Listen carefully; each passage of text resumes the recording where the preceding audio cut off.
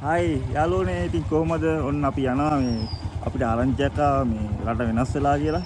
ඉතින් අපි මේ රට වෙනස් වෙච්ච රට බලන්න යන ගමන් මේ බලමු මොනවද වෙලා තියෙන්නේ කියලා.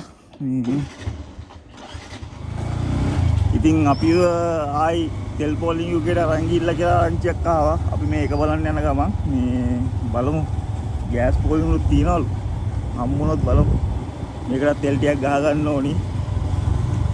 ඒ කියන්නේ කට්ටිය ලෑස්තිලා ඉන්න තේ අරගෙන අරක්කු අරගෙන බෝලිං ගාන ඉන්න ඒ කාලේට ආසයිද යම් බලන්න.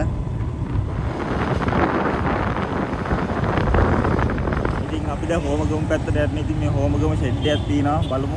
ඔන්න ළමයි වැඩේ ඇත්ත රට වෙනස් වෙලා ඔන්න ඉතින් ආයි තෙල් පෝලිං යුගයට ඇවිල්ලා තින්නේ.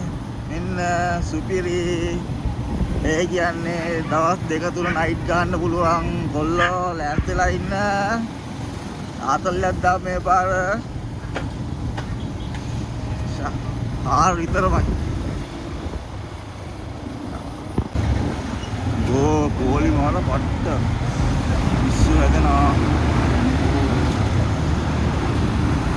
ඉල්ලක්ක ගන්න නම් ඉඳ නෑ ඒ තරම් සෙනග ළමයි තෙල් ගහ ගන්න ඉන්නවා නම් දැම්ම තෙල් ගහ ගන්න යන්න තෙල් ඉවර වෙනවා මේ බලන්න.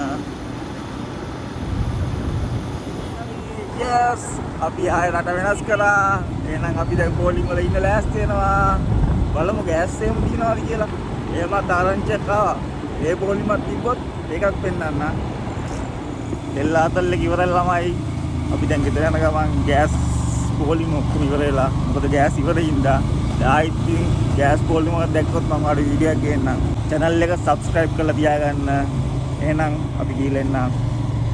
හැමෝටම සුබ දවසක්.